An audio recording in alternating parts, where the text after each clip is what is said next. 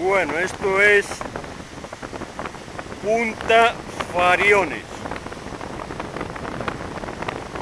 Este es el punto más al norte de Lanzarote. Estoy grabando desde la punta, donde está situado el faro que sirve para guiar a las embarcaciones. A nuestra izquierda estaría Órzola.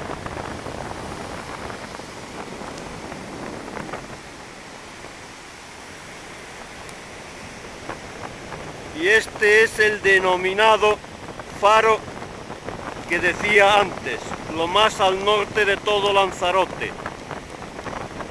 Es absolutamente espectacular y extraordinariamente bonito.